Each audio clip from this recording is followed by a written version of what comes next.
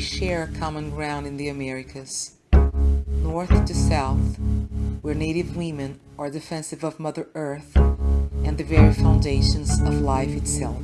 As a spiritual mandate and as strategies of resistance, indigenous women from diverse peoples are speaking out for creation, refusing obliteration, defending the future of mankind on grounds of an ancestral cosmovision, uniting people, Mother Earth, and Father Sky. These ideas spread out evenly from Guatemala to Standing Rock and beyond. Most land seizures or territorial expropriation are done for mining, dams, agribusinesses, oil and gas industry, and to a lesser extent, carbon offset projects, a phony solution to climate change. Violence to Mother Earth means violence to its people, not just as a depletion of the resources that sustain communities and life itself, but also through the tangible abuse and feminicide of Native women and girls worldwide. To defend the web of life and its sacred four basic elements, fire, water, air, and earth, the capitalist agenda has to face resistance. Unrestrained extraction of resources needs to be confronted, fully exposing its harmful consequences on women's own bodies, peoples, territories, and land.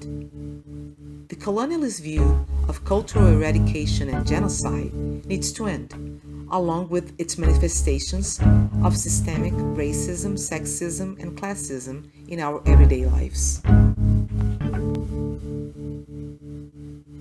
Native women use personal experiences, testimonials, and storytelling as tools of resistance, as symbolic yet powerful rejection of the patriarchal norms that have silenced their voices.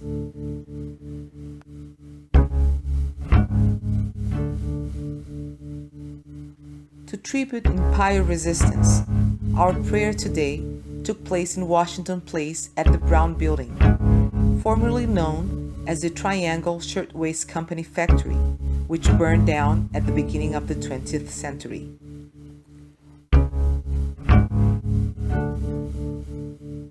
We honor the 146 people who died in the blaze or by falling or jumping off the top 3 floors of the 10-story building in 1911. Most of the victims were poor and young immigrant women who were underpaid for long work journeys.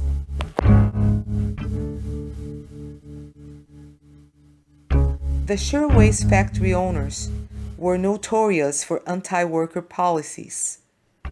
When the International Ladies Garment Workers Union led a strike in 1909 demanding higher pay and less working hours, this factory was one of the few who resisted, bribing politicians and arresting the strikers.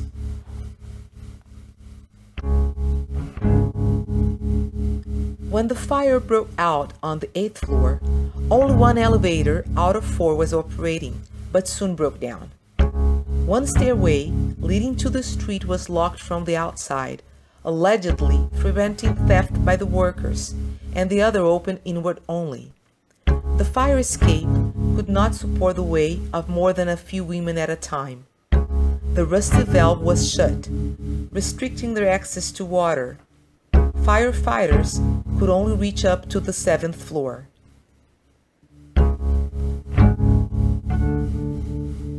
The Workers' Union organized a march with 80,000 people on April 5th to protest against the conditions these women faced.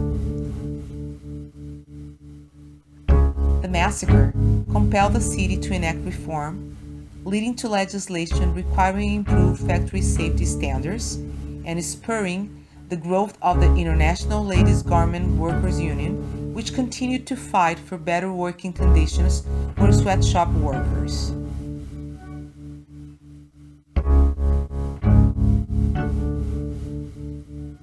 The profound historical relationships to body territory position us as key actors in creating eco-social alternatives. Discourses based on personal experiences push activists, scholars, artists, filmmakers, and the like to act as political agents, challenging the capitalistic logic of dividing, destroying and sometimes obliterating families, communities, cultures, and nature.